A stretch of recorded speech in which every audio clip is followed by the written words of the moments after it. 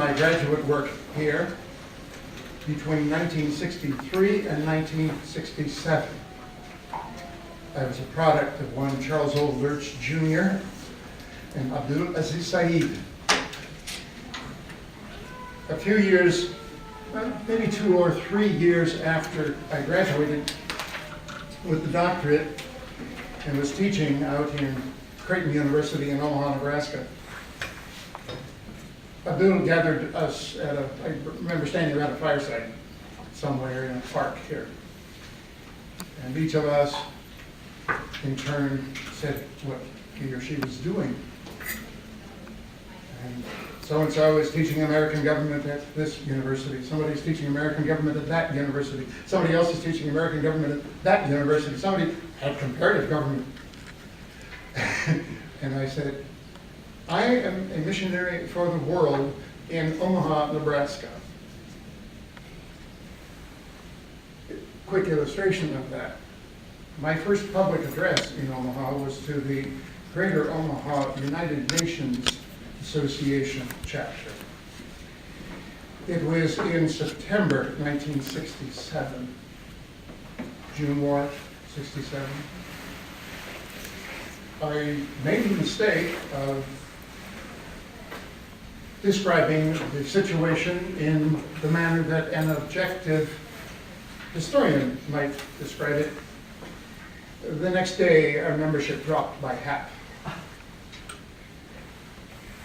There's been some progress in Omaha, but I gave an address last February, year back, after which, because of some things exchanged in Q&A, a couple of my former colleagues, I'm no longer a full-time faculty member at Creighton, allowed as how I should not be permitted to speak publicly at the university. Truth is very hard on some people sometimes. I find that to be the case when they are not sufficiently tuned to one of the messages I took out of this institution from Abdul Aziz Said, which is politics as play. Fun. Or what I today dub the power of positive politics. Which again is a tough sell in the middle of the country where politics is a dirty enterprise engaged in only by those who have nothing better to do with their lives. Tough go out there sometimes. The students are wonderful. Colleagues are not necessarily wonderful.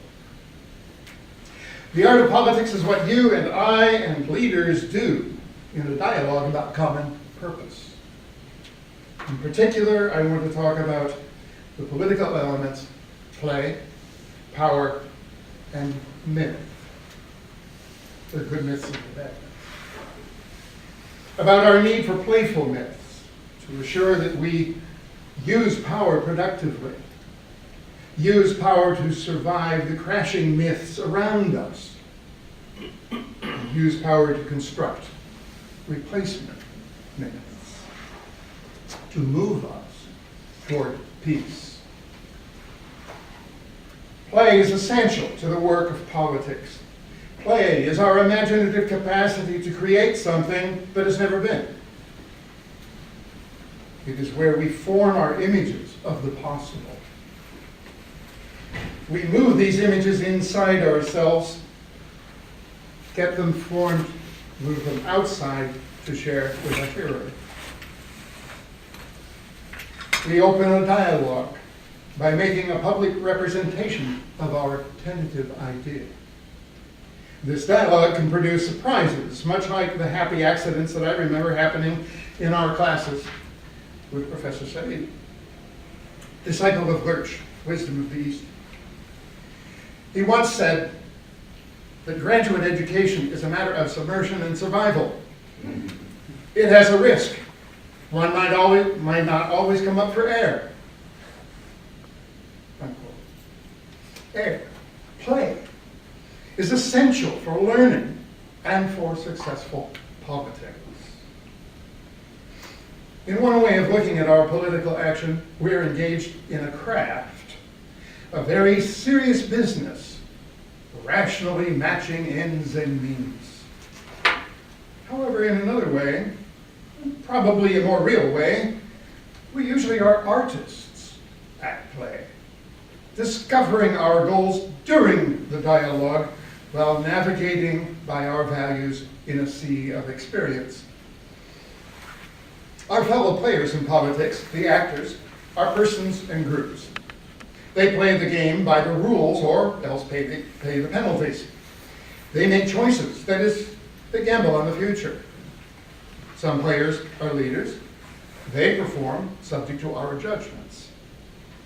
However, the people always rule, not because of democracy in form, but because of their ability to withhold cooperation in the game. Play connotes discipline and skill as well as fun, moving with alacrity, sometimes having wiles. One crucial skill, one nearly impossible to teach, I've found out over the years, is timing. Timing is being able to spot that place in the run of the sand, the decision point, where one will have the greatest opportunity to affect what comes after. Where that point is depends on the cost of a particular choice. That is where you and I always affect politics. We are part of the cost, and we can raise or lower the costs of the options from which leaders have to choose. That is where our image of the future contributes to the actual future, when we act to cooperate or to refuse. Play is finding relationships outside the rules, using one's senses to find a new fit among various parts of social life to birth a new community. Then together, we can design and implement new rules. Of course, this is not a free-for-all. We learn to work within the constraints of the material world, aware that no question or problem has a single right answer. If our appetite for diversity is keen, we can shift goals to exploit the unexpected. The joy of this journey is in finding how to say something of what we have intuited, or maybe understand, but didn't know how to say before. I had the great joy of doing this for 10 years in the United Arab Emirates, working on a contract in public policy and discovering each time I sat down to write that I knew things I had never known before. That's fun. He who bottles up this playfulness in the name of the practical suffers, and the rest of us lose out too. The practical one sacrifices the poetry of the soul for the misery of certainty. In this journey, we fit means to ends, rules to goals. All politics is ultimately about ends, futures, and not about means, despite much of our dialogues seeming to be about means. A budget argument is never a budget argument. Without ends, we have no gauge of our power, our means. One of the first classes I observed as a neophyte on campus at Creighton University was by a fellow faculty member, department member, a Jesuit, who opened the class, freshman, with this great sermon about can't let the ends justify the means. Then he turned around, he faced the chalkboard for a few moments, and turned back at the class and he said, if the ends don't justify the means, what the hell does?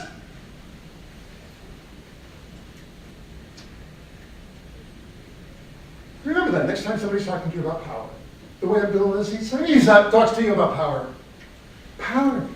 Get something done only if it's shared. Only if it attaches to ends. But the others will be shared. Without ends, we have no gauge of our power, our means. Power is the core idea in the study of political science today. Power for me is the ability to achieve goals, ability to influence. It is only ever means in service of ends. Power is an end in itself. It is a logical impossibility. Without goals, we cannot achieve. Yet without power, we cannot play. This is where many say, well, they are powerless. They can't play. What's the point? To overcome this untruth, we need to understand that everyone alive has at least a minimum of staying alive, if only for the next moment. Thus, everyone alive obviously has and is exercising power. This linking of goal and power is a prerequisite to critical to our having a healthy, playful approach to politics. Those who absolutize power, confusing means for ends, lose touch with life's play quality. They inject the negative. Given the technological realities of our day, negative politics can spark a conflagration that wipes out stage players and certain joy. In dichotomizing play and the practical, positive politics and negative politics, I'm illustrating that we have important differences in perspective between us. The existence of these differences, in fact, is the reason we have politics. Some of us look at the world and respond to it in a fashion that political scientists call realist. This is not quite the philosopher's realism, of course. I should know. What political scientists call realist, I dub contentionists. They love a fight. To avoid the connotation that realism might be more realistic than its opposite perspective, I say contentionist. Power to the realist, or the contentionist, is the capacity to impose a future. Yet coercion does not begin to exhaust the inventory of uses of power of other perspectives. Those of us who are not realists, the political scientist tends to call idealist or liberal, or nastier terms, if there are any. I dub these harmonists. Harmonists see power as persons working together to achieve goals. Power there uses the tactic of cooperation rather than coercion. Because these differing perspectives of contention and harmony have important impact in political life, we need to ask, what happens when we lose our sense of play in politics, especially in using power? When not playful, a realist tends to think of cooperation as something that is outside of politics. Or if the realist admits that cooperation occurs, it is only a product of coercion, someone else's use of or threat of force. Thus, the realist tends to act in ways that prevent us from reaching agreements that will last. Idealists don't get off scot-free. Idealists, when they are not playful, can overlook interests that are compatible but not identical. So they miss chances to reach agreements by trading interests, by matching complementary interests. The leader in this politics activity has an art. If he's skillful. This art is the product of a playful mind, whether realist or idealist. The art is to use myths to get realists and idealists to work together. The most successful elected politicians I've observed in my lifetime are those who have the capacity to deliver a piece of mail and have only the proper persons open it. It's a dual message. There's a message in there for the realist and there's a message in there for the harmonist, and the voter is supposed to open the one for him, whichever he or she wishes. Skillful politicians pull this off. Our contrasting perspectives of contention and harmony show us we do not live in the same world. Politicians then strive to create a virtual world for us. They indict myths, they reinvent myths, sometimes they destroy myths. Myths are crucial because they spell out for us our identity. They generally serve as our history, telling us where we came from. Often they lay down for us a palette for our future by denoting our shared purpose and reminding us of our need to act together. Myths evoke shared emotions. They arouse our idealism and our fears. Myths, as I continually remind undergraduate, are not necessarily untruths.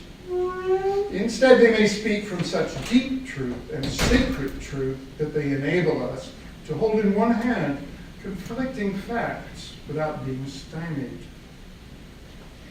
That is their secret political power.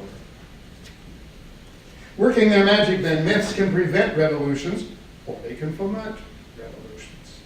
Myths can improve the decisions we make as groups, or they can set us blindly onto roads of self-destruction. But as myths combined with play can help us work together productively. Without the sense of play, they lead us astray. A myth that I carry with me at all time, which of course I got here, classrooms next door, from Abdulaziz Said, and I am sure I would hear them ringing around in the discussions of negotiation today. I call it the 4 C's myth: cooperation, containment, constraint, and conciliation. Cooperation. Working with functional multilateral organizations to structure a world which is inseparable any longer as states. 2, containing whatever fighting might be going on.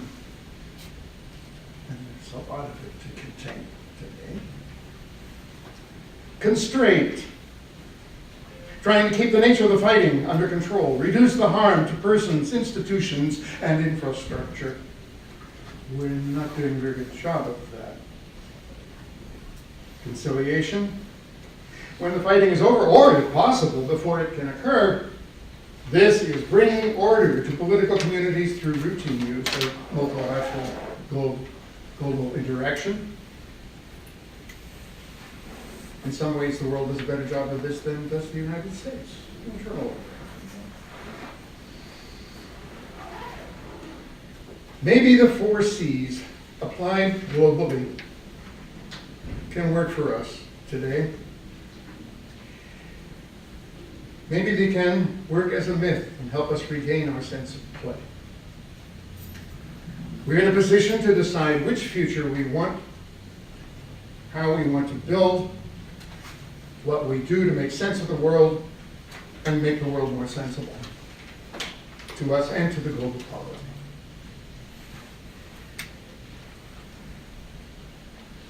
I hope we will build. I hope we will accept the spirit of building. I hope that we will be involved in politics with a spirit of play. We'll learn the rules. We'll use power wisely to improve the rules. Thank you. As an alumnus of American University, who was drawn to the School of International Service and the doctoral program here by the presence of Abdulaziz Said, I'm really quite delighted to have the opportunity to share with you today. And as I was listening, Ken, to your comments, how if I had had more time, I would have written something shorter and more cogent. It resonated with me. I have a busy teaching term, and I was writing under time pressure. And what I did was, as I wrote, I was drawing on my knowledge of Abdulaziz Said's work from having known him since 1994. When I came here for the doctoral program, I was his TA for 3 years. He was my doctoral dissertation advisor. We've collaborated on various writings and book projects and so forth. So I think I know his work well, but I don't have any footnotes yet. And so I'm going to be interpreting you, telling you what he thinks, all right, without always using his words, which isn't the best practice. So I hope you'll be patient with me in that. But the title of my paper reflects 2 powerful ideas that made a strong impression on me during my many years of working with Dr. Said. The first is global politics as intercultural communication, and the second is the idea that the whole world needs the whole world. If any of you have had a class with him, at least in the last 20 years, I'm sure that's an idea that you are familiar with. Now, I'd like to propose that these are central, recurrent themes in his scholarship and teaching, and that they underpin his approach to a wide range of issues, from Islam-West and North-South relations to the challenges of partnering for peace across the world's many divides. And I just like to say, even as just getting started, that these are not just theoretical ideas or concepts for Professor Said. He's used them, that he uses to understand world politics or ethics of cooperation. They're also the fruit of his own life journey and personal experience. As a Syrian Arab person who came west without ever forgetting where he came from, a traveler for whom intercultural experience has been a source of self-knowledge, and as a sojourner, if you will, whose spiritual principles directed him to see the whole of reality reflected in its many parts, and to resist dualistic ways of thinking that pit one small t truth against another. We address the matter of the contentionist, right? And to insist that only one of these small t truths can be a source of wisdom. Now, if you know Dr. Said well, you're aware that he acknowledges and embraces many influences from Ibn Arabi, mentioned this morning, the 13th century Sufi mystic, to Amin Rahani, an early 20th century Arab American writer, from Rumi to Carl Rogers, with a rich blend of international relations theorists mixed in. So if we consider his thought and also his personal journey, we can unpack an interesting sort of life process where the ideas meet the experience, the existential questions, and he seeks his own answers. And I think it's important to put his thought in the context of his life and to think about the times that he's lived through. Often inspiring times, you saw the final act of the Cold War, uplifting moments as well as very difficult ones. And what I find fascinating is, amidst all this conflict, his very intentional choice to embrace different polarities rather than be defined by polarities and polarizations. To reframe international relations in terms of different cultures and peoples, each extolling different epistemological principles, value priorities, political truths, and looking at how we communicate and miscommunicate with one another. I've sometimes wondered what it must have been like for him to arrive in Washington, D.C. as a young man, shortly after World War II, not too many years, working in English as his third language, after Arabic, then French, now English medium. And this is just years after European-centered struggle that put him and his family on the run as internally displaced people, IDPs in war-torn Syria. It was a time when there were both high expectations and great fears about the direction relations would take between the United States and the Middle East, direction of the Cold War. And many around the world were asking, would America become a new imperial power like the old ones, imposing without listening, or a partner for progress in the world? Would it seek power over or power with others? So now when I've heard Dr. Said tell stories about his experience during this period, I'm sometimes amazed at the positivity.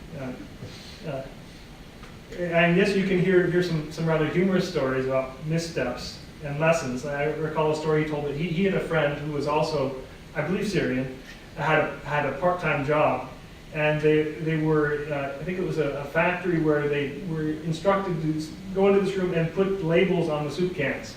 And they had a terrible first day, hours licking labels and sticking them on the cans. Has anyone heard this story before? No.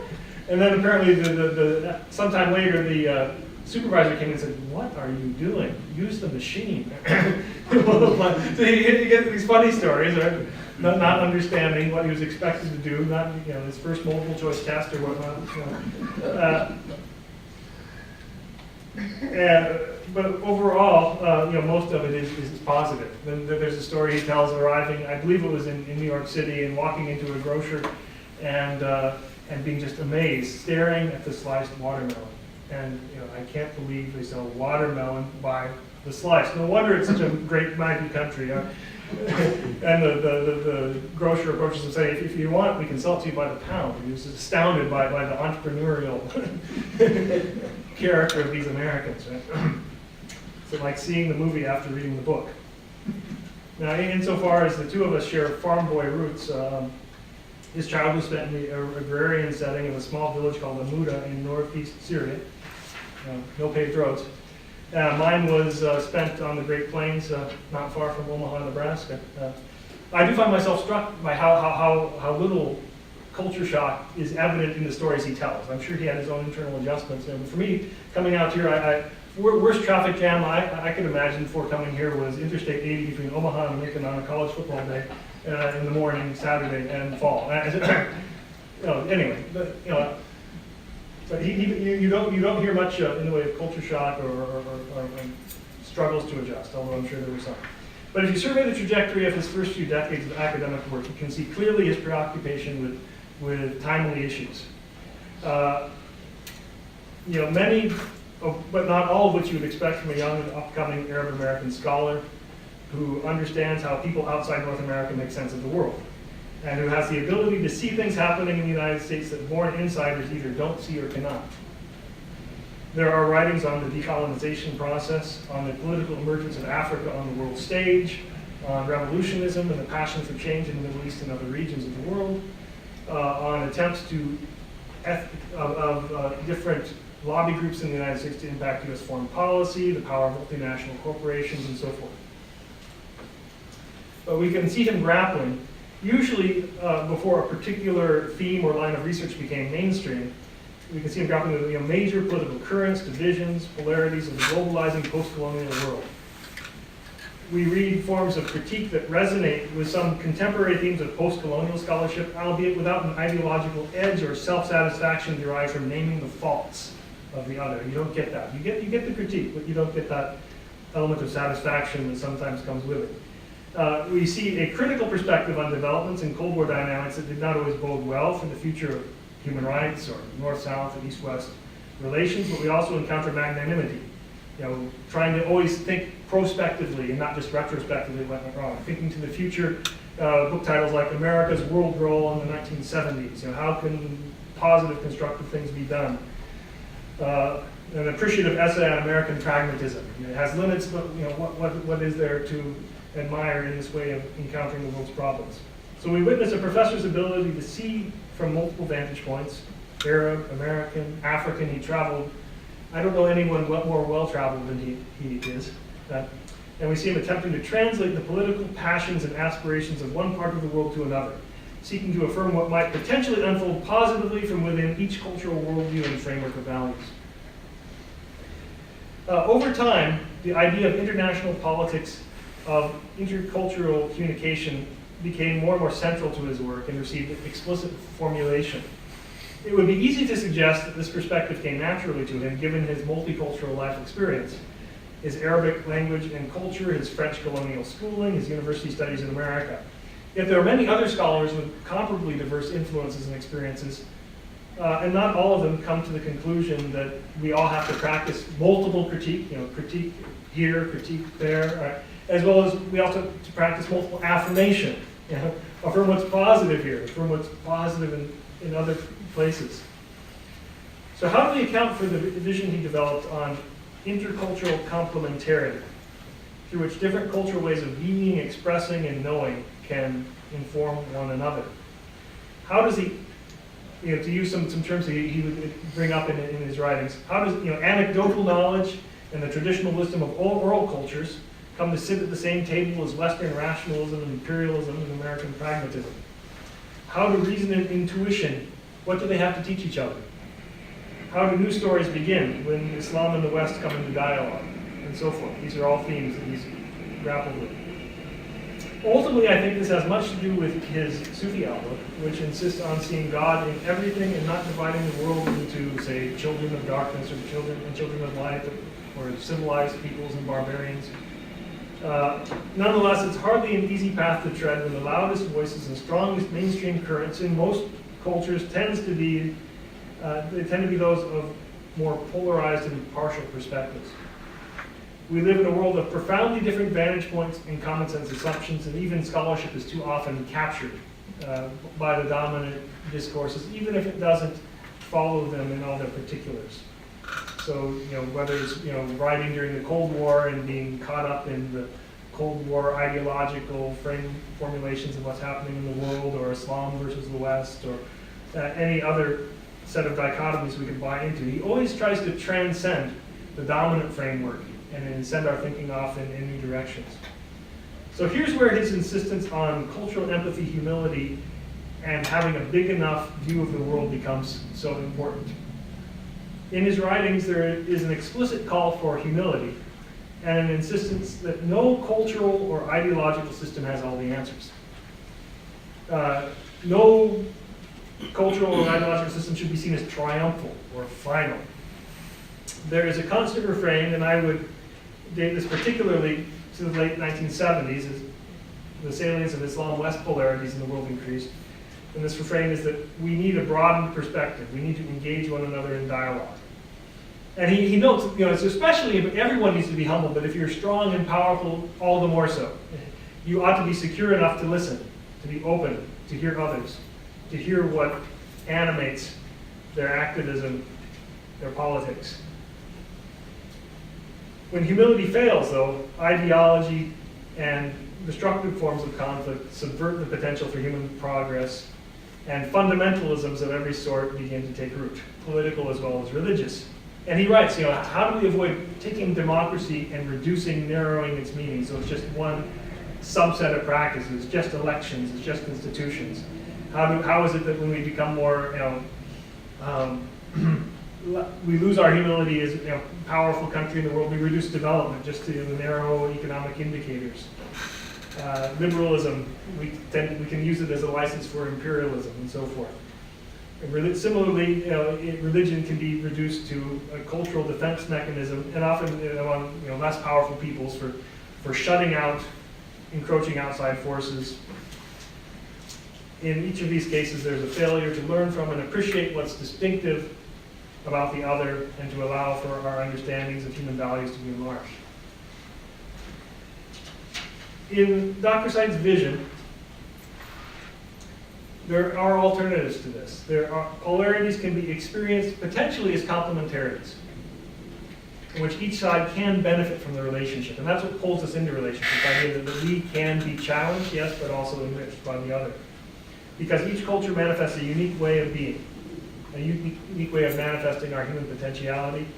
Culture is the vehicle through which we express ourselves and come to know our world.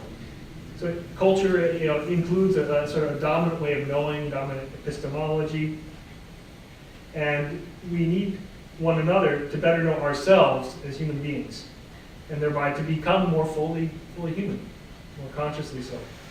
So if we pit East against West, North against South, or Islam against the West, much good is potentially lost. We become impoverished, and it reflects the gifts that the other has to offer. So in this, there's much food for thought on how transforming intercultural conflicts can become a vehicle for realizing human potential. One of the early 20th century Arab American thinkers, one that Professor Said read from deeply and was inspired by even as a young man, his name's Amin Rouhani. He happens to be a person who helped mentor Khalil Gibran in English before Gibran became famous. They were close friends. Rouhani was also a world traveler. He wrote in Arabic and he wrote in English for two audiences, remained engaged with both worlds, kind of in the way Professor Said has. And he traveled even as far, not just as the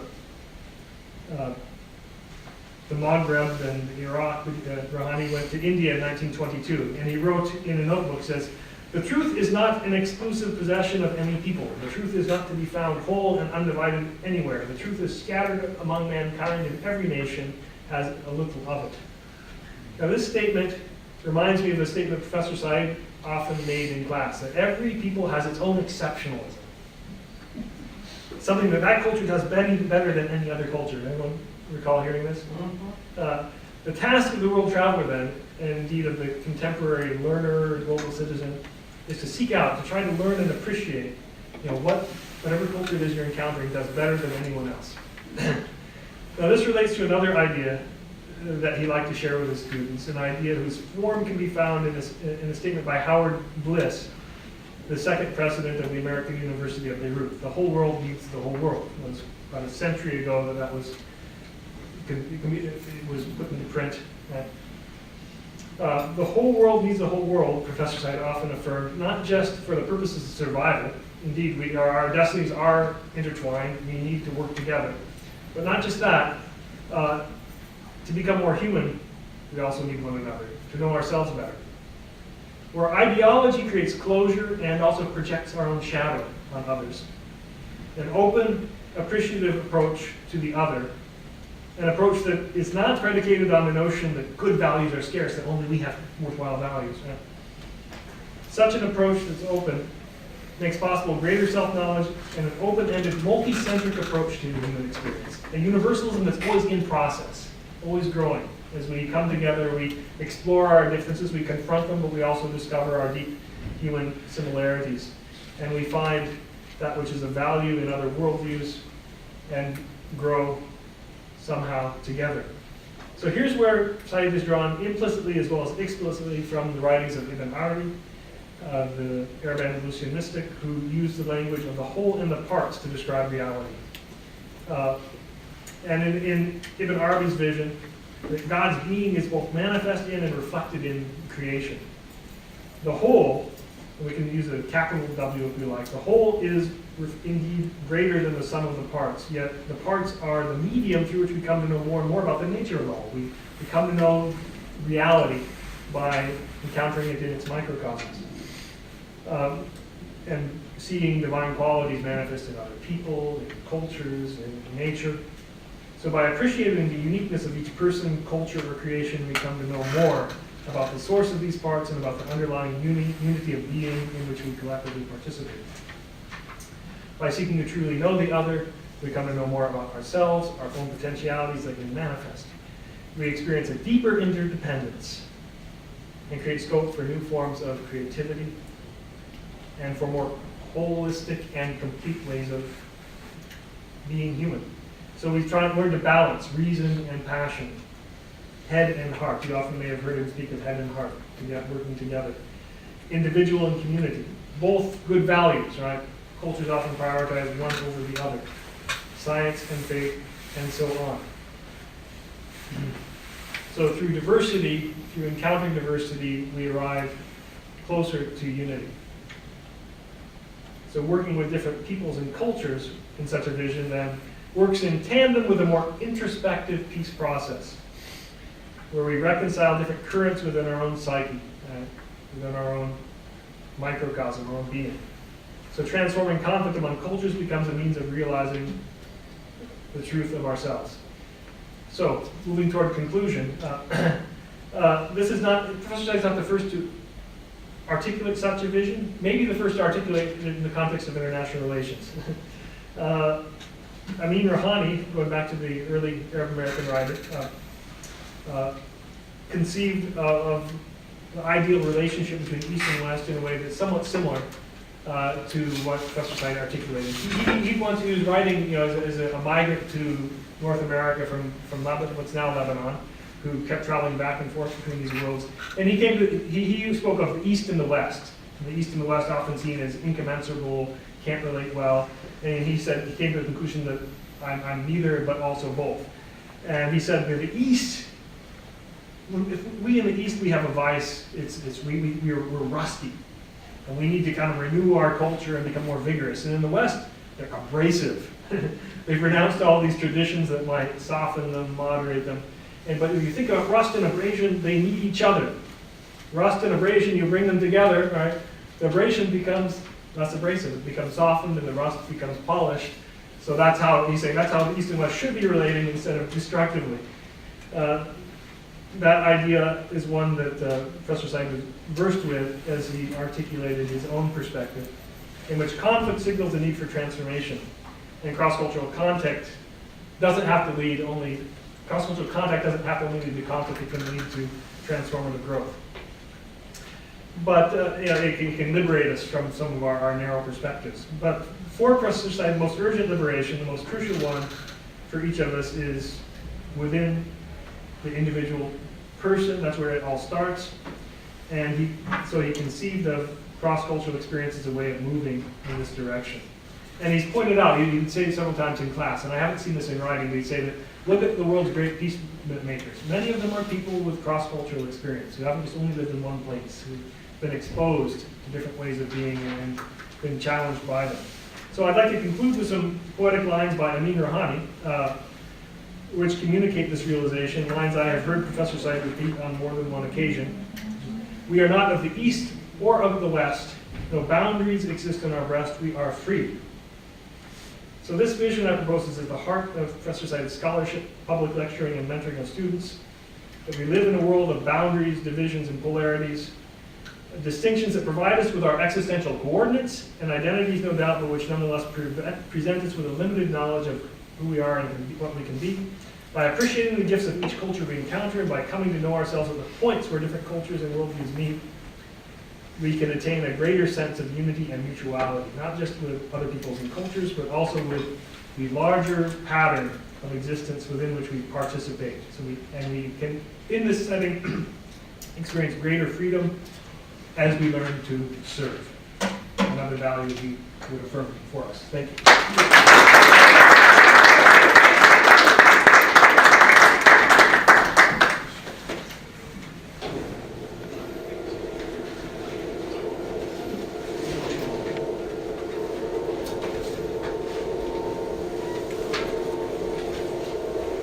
Thank you.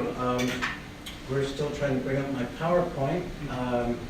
I'm Tom Boudreau from Salisbury University. I taught here for several years and had the wonderful honor and pleasure of getting to know Professor Said Manovich, and I really appreciate your background, some of which I wasn't aware of.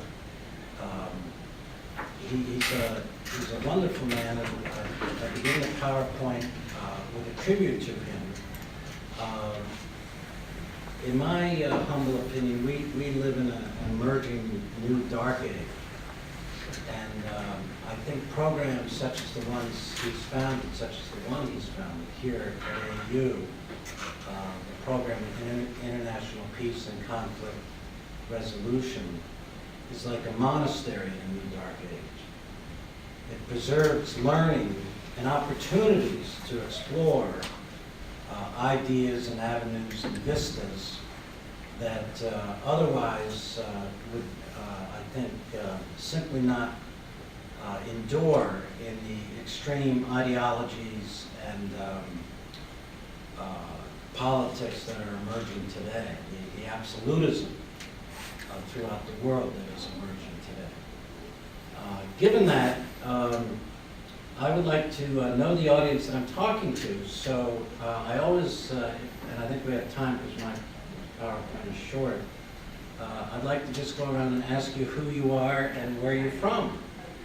And so if we can, and that way we can all get to know each other. In that sense, you talk about the merger of culture. I've lived in Europe 3 years, so something I learned from the Europeans.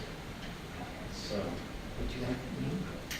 Sandy Taylor from Haverford, Pennsylvania, Director of Rainbow Child International. Oh, what is Rainbow Child International? Multicultural Arts and Earth Education. Oh, nice. Very good, Sandy. Well, welcome. That's what you told me to come. Welcome. I know Haverford well. Yeah. I guess the presentation's on there. So that works out. Thank you. Presentation. Hi. Yes. I'm Colin Palmer. I am originally from Ohio. Now I work at the University of Maryland. Oh, what program? I'm in the undergraduate admissions office. Oh, okay, great. Well, welcome. Thank you. Kareem El-Hibri. I'm a businessman and philanthropist. I work with the El-Hibri Foundation and been in this area for quite some time, also alumnus of the American University. Now, what does your foundation do? We work in the area of peace and peace education and respect for diversity. Actually, Professor Said's on our board. Oh, yes, I would imagine he's the perfect choice. Well, welcome. Thank you. Pleasure. Our photographer. Yeah, my name is Leah. I'm just a photographer here. I'm also a graduate Especially student. the photographer. Yeah, I'm also a graduate student here at SIS. Yeah. Hey, you're a student. Yeah. And what are you studying? Global governance, politics, and security. Oh, well, very good. You couldn't be in a better place. And your first name again? Leah. Leah? Yep. Well, thank you very much for taking the time to. No take problem. the pictures. So, thank you. Oh, I think we're, Yeah. I'll go around. Oh, Sarah Sutter, yes, Miss they're Foster. fine time. Oh, because- perfect. I'm sorry, your name again? Colin. Colin, you had the magic disc, I guess. Yeah. So, thank you. Yes, sir. Christian Maish, I teach foreign policy in the Washington semester program here at American University. Oh, great. Well, thank you and welcome. I'm Dick Frankel. I worked with Abdulaziz in 1966, 67, and graduated from SIS in 67. Oh, so you're coming up on your 50th. Proud Well, now. it's much better than my dad was a doctor, and he said it's always better than the alternative. So, congratulations. Yes.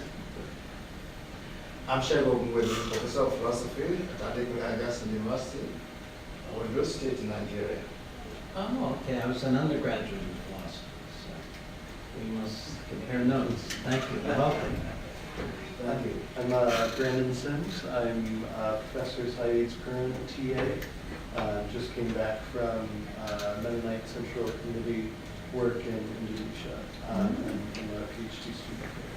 Oh, what were you doing? What are the Mennonites doing in Indonesia? So I was teaching at a university and integrating peace education into English curriculum at the university. Very nice, English because they've had that literature. civil war there. Yeah. Very good. Yay, FCC. Well done. Thank you. Welcome. I'm Nathan Funk. I finished my graduate studies here in 2000, and now I teach at a place called Conrad Grebel University College at the University of Washington in Ontario, not far from Toronto, Eastern Conference. Yes, great. Thank you. Welcome. My aunt donated the zoo to Toronto. Donated the whole zoo? Most of it, yes. It's a big zoo. That's a lot of animals. That's fantastic. Well, her father was a mining magnate in Canada. Okay. Mining Built is the Wow. highways and all of that. Oh, my word. It's one of Omaha's only rivals. When it comes to zoos. Omaha's a good zoo. Very, very good. Ken Wise, you know that I taught for 40 years plus at Creighton University. I'm still affiliated, but not full-time faculty. And I spent 10 years associated with Dubai Consultancy Research and Media Center. So international communication, through media analysis, and public policy. Excellent. Great fun. Yes, well, it's wonderful to hear you talk, and I'm sure it's wonderful to be back. So, great, as it is for me. I'm Barbara Ween, and I have worn many hats in my life. As a journalist, a labor organizer, a nonviolent protective accompaniment bodyguard for Peace Brigades International in many war zones. I've taught at 6 universities and headed up 8 nonprofit organizations. Wow. Oh, I teach here on alternatives to war and violence. Yes, that saved the best for last. Yes, great. And I was Dr. Saeed's student from 1977 to 1981. Oh my gosh, you are not. Wow. It was very hard to follow up, but my name is Ruth Nell. I'm a senior here at SIS, and I've been working in the Farsi chair with Sarah and Dr. Professor Saeed this semester. So it's been fun. Great. Well, welcome. You're fortunate. So, can we turn off the lights? Yes, I'll just go that to this front side. one. Yeah, we're all. So next slide, please. Aha, I see. It's not going to cooperate with the. And there he is. And I would like to give him a sincere and always thank you for all that he is and all that he's done.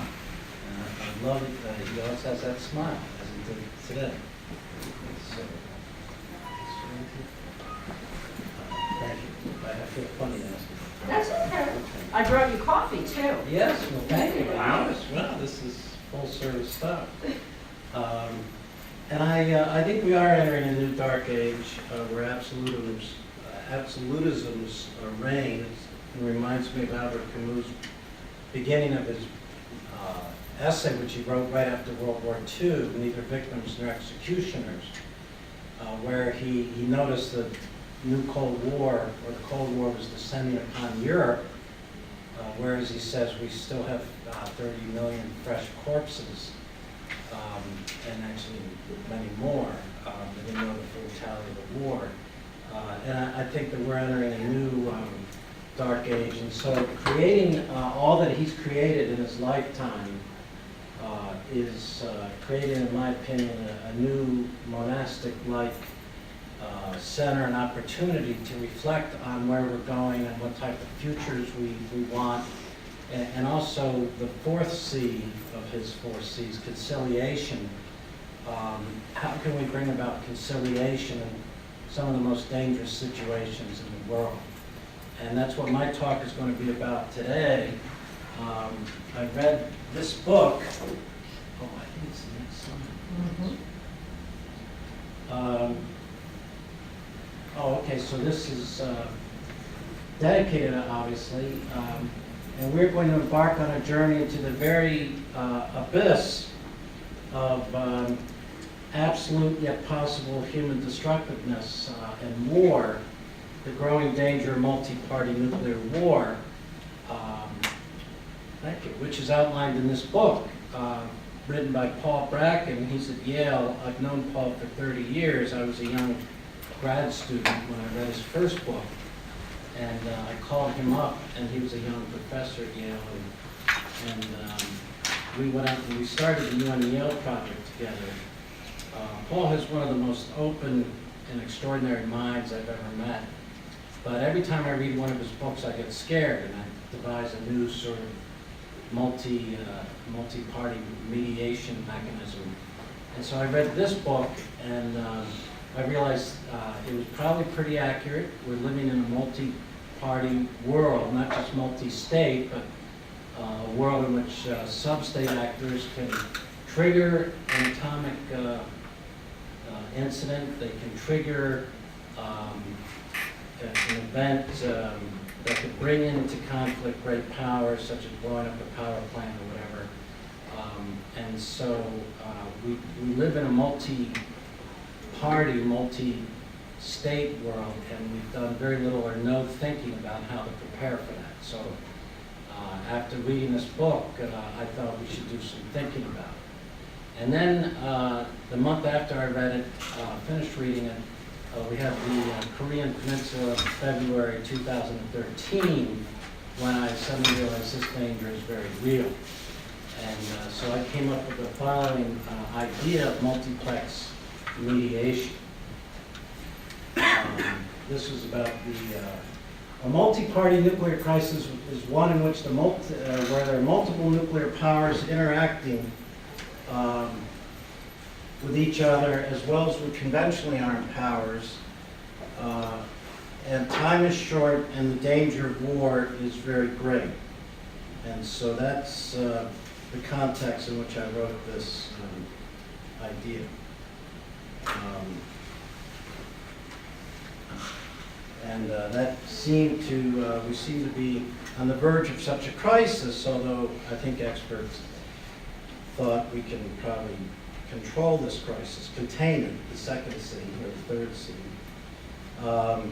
And we did. We were fortunate, but it made me think, how would we mediate an actual nuclear crisis, or one where there's already been a nuclear event and the great powers are eyeballing each other with nuclear weapons?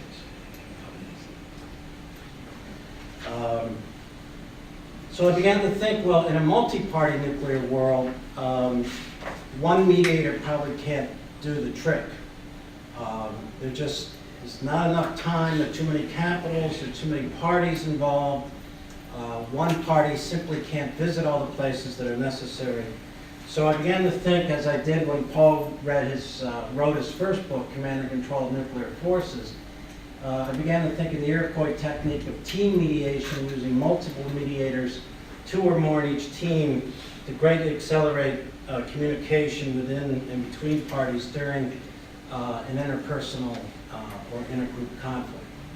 And I learned this technique from Chief Warren Lyons, who's here in the center. he taught me this Iroquois technique of team mediation in 1983. At the time, I was a grad student at Syracuse University, and I'm from the Finger Lakes area of upstate New York, Lower Siberia, I call it. My family lived in Baltimore for 10 years before they foolishly moved to upstate New York, which is frozen tundra. But the Iroquois lived about 6 miles south of Syracuse. So my grandfather greatly respected them and took me on and introduced me to the Iroquois. And they have this wonderful law, which they call the Great Law of Peace, which actually Benjamin Franklin and James Madison studied and knew about in our Constitutional Convention. They actually consulted the chiefs back then for their checks and balances. But they also have this wonderful repertoire of conflict resolution techniques. And one of them is team mediation that the chief told me about in this shooting incident that occurred on the Indian Nation in the summer of 1983. Each party gets a team of chiefs, usually 2 or 3, that act as mediators and semi-advocates.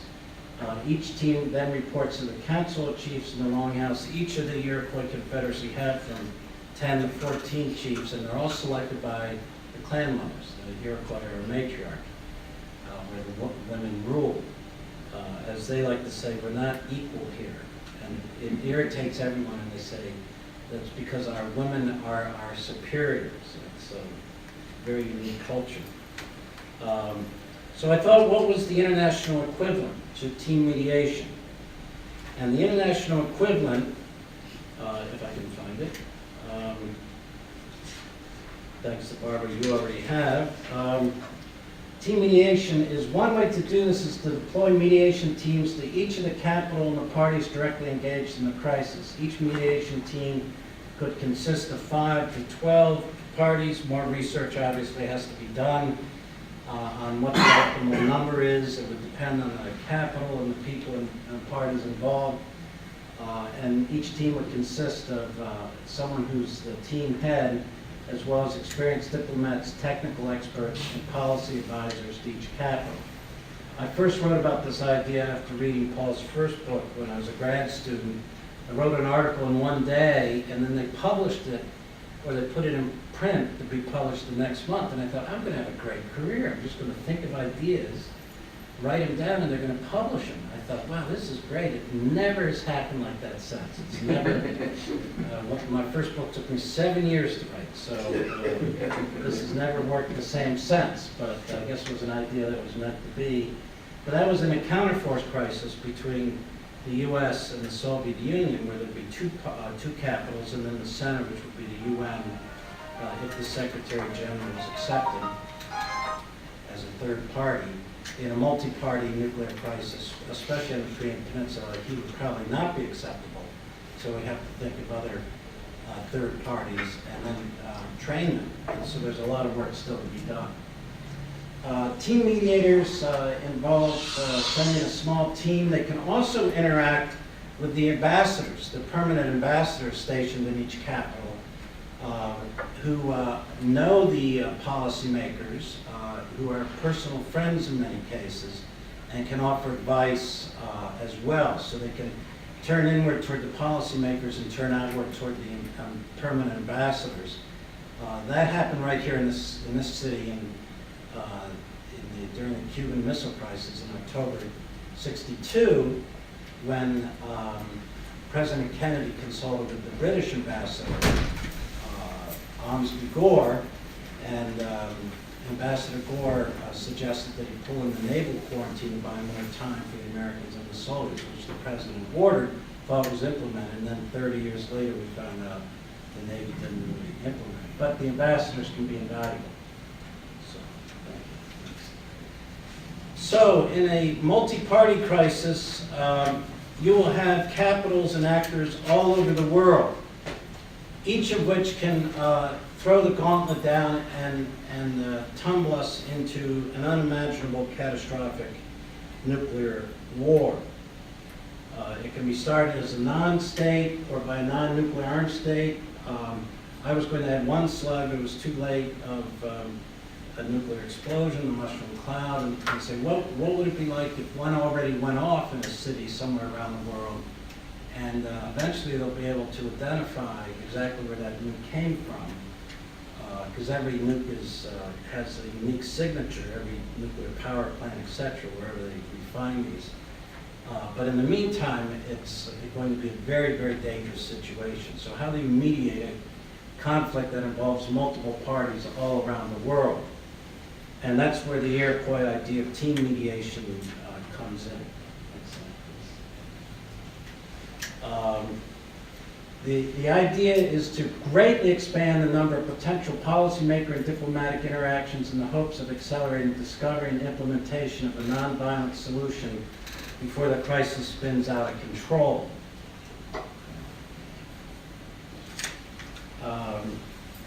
Team mediation dramatically increases potential diplomatic interactions. I will count here as potential diplomatic interactions as one of the characteristics, and it can be challenged, contested, but one of the characteristics of the integrative complexity of information processing, which we'll look at shortly. But specifically, team mediation using Metcalfe's law that can quadratically increase the potential diplomatic interactions.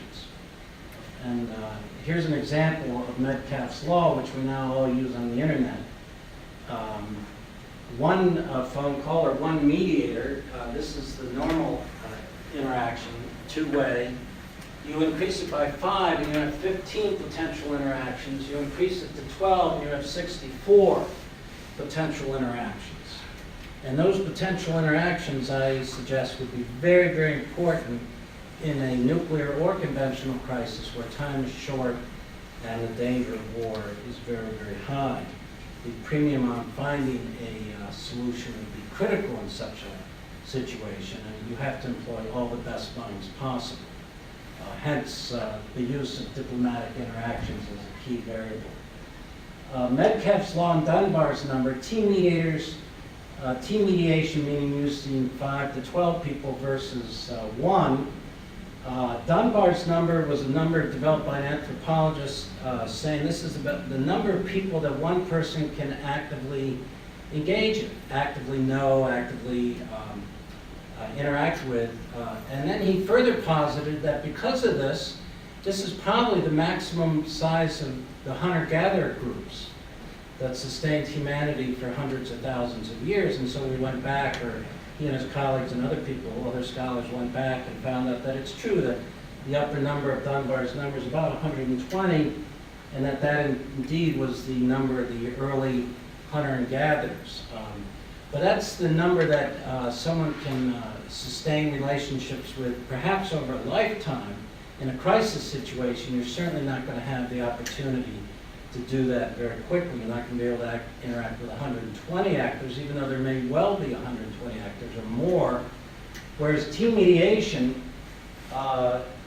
quadratically increases the number of potential diplomatic interactions, and if this is time, time is very short. So this dramatic increase in that amount of time would be an enormous strategic asset if we're looking for the fourth C, if I can call it, conciliation and not confusion, anger, and descent into all-out war. So this process of sending out mediation teams by a trusted third party, such as the UN Secretary General, and I'm thinking of the Korean context. The Swedes have an embassy in both North and South Korea. Professor Vergura can verify he speaks Swedish, I believe, is one of your many languages. The Swiss have embassies there, or Singapore, very well-disciplined and trained diplomatic corps. The Swiss are also part of the DMZ Armistice Truce Commission in Korea, which is still there, and so they have a lot of experience on the Korean Peninsula. It's that type of third-party expertise that we would have to tap into very quickly if such a crisis emerged. 3 components of multiplex mediation: a central third party, could be the UN Secretary General, but not in this situation in Korea. Mediation teams and accelerated diplomatic interactions and communications, which is the critical last component.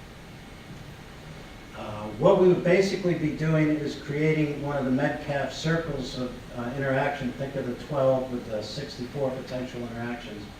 Are in the capital of each country engaged, as well as in New York with a significant third party, or in Stockholm, or in Geneva, where the UN has a presence that could assist the Swiss if they so chosen.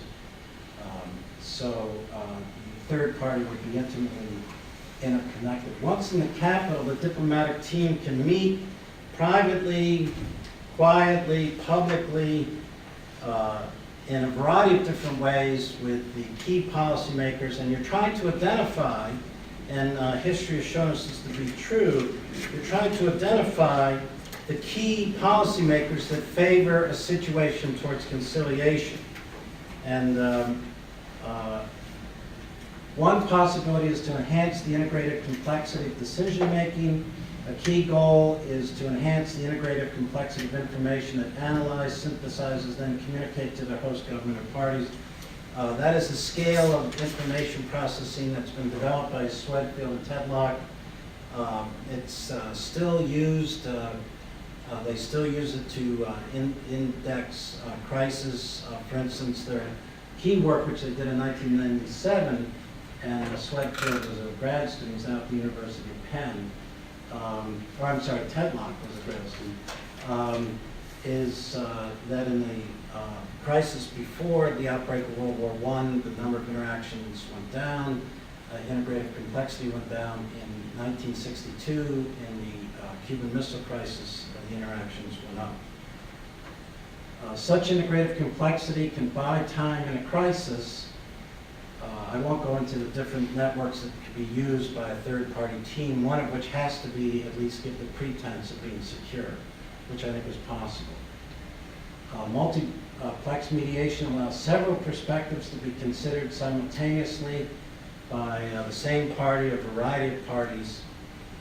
It will also increase, if we have time, we could go into various ways of scaling the integrative complexity and enhancing it of interactions. And basically what all parties are looking for are the terms of a solution which will allow all parties or one party to step back and save face, and so the crisis will wind down. Now, in my experience, just when you think that happens, the crisis bursts out anew with even greater vengeance, and so you have to be. This is an example of what team mediations can do with global diplomatic interactions and communications in different capitals throughout the globe. And they can also meet with the entire government if necessary, although I think more personal meetings are often much more useful and important. But the key goal, which was fortunately found in the Cuban Missile Crisis, are the terms of solution or settlement to finally end the crisis or conflict. And hopefully that's what it would look like. A visual aid to conciliation. And the last thing. And then we live perhaps for another day. You have 2 more slides. Yes, and thank you. So any questions or comments? I'm really worried about time. Putin must be your ultimate nightmare.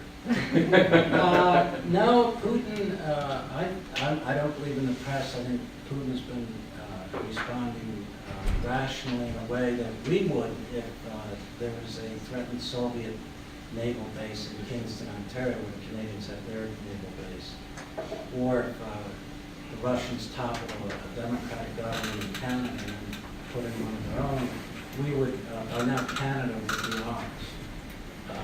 So any great power is going to do that. But the Ukraine and this unsettled situation between Russia and the U.S. is a potential candidate, yes, for this type of situation, because the events of Sarajevo in 1914 tell us you can get into a catastrophic confrontation war over the slightest of reasons. Yeah, I was thinking of the latter scenarios. Yes, yeah. Not this. Yeah, that's what worries me. That's why after I read this book, I got scared and came up with this. Yes. So how do you ensure that all the mediators are on the same page, or not promising way they can deliver once they confer with their counterparts? How do you keep the lines of communication and channels?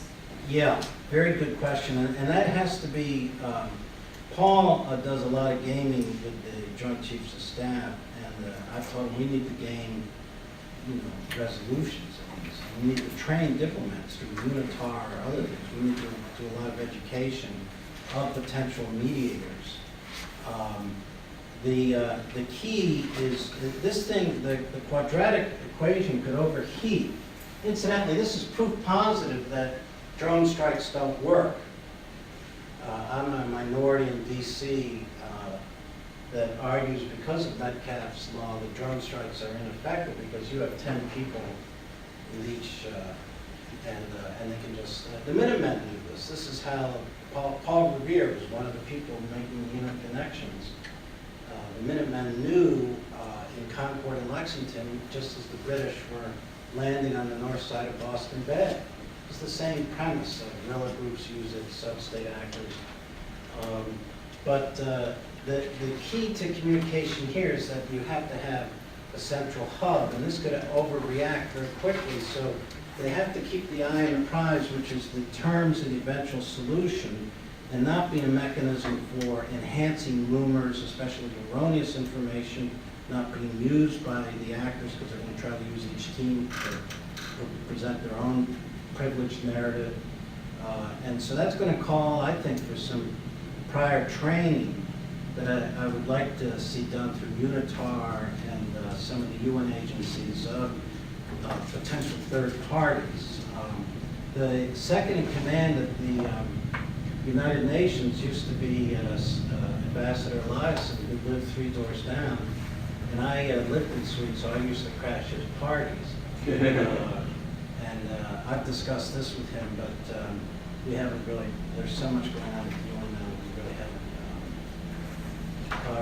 progressed. Yeah, just in my experience with the more layers of communication, it takes so much longer. I mean, the outcomes are richer, as we know, from operating under consensus and things of that nature. I guess the teams of mediators would have to have constant contact at, every evening. Yes, they have to be, and there has to be, unfortunately, it's a hierarchical structure. There has to be a head who can say, kill that rumor, kill that train of thought, we're focusing on a solution, and they have to be in constant touch with the main intervener, whether it's the Secretary General, the Swedes, the Swiss, or Singapore. There has to be some discipline to the team on it so they're not used to promote rumors or false information. Couple of questions. What would the composition of the team be in terms of identities, connections to the countries in question? Say if it were India, Pakistan, and would you want some Indian and Pakistani experts who had come to know one another through track-through diplomacy or something like that? And that relates to my second question. Can this be complemented by or made more effective by pairing it with something like the Dartmouth process or Pugwash, where you have sustained conversations that develop relationships among well-informed people on both sides or different sides of it? Yeah, to answer the second question first, absolutely, you can increase it dramatically through continuous relationship. And that's why I think diplomacy is invaluable, because it does create a culture, a shared culture that people in many different backgrounds can fall into and get to know each other over sustained periods of time. So that would enrich it enormously. The first question, I'm currently writing a paper now that reviews Falkland Malvinas and Haig's what I call Moliere mediation, where he made it materially worse, although he was an honorable man, but he just made it much worse. Meanwhile, the UN Secretary General got involved very late after the Belgrano was sunk, but he had in his office 2 people, Michael De Soto, who's from South America, and Brian Urquhart, who was from England. So I thought, why not send Brian Urquhart one team to England, Michael De Soto to the Argentinian, and just plant them in the capitals and begin to interact before the gauntlet was thrown.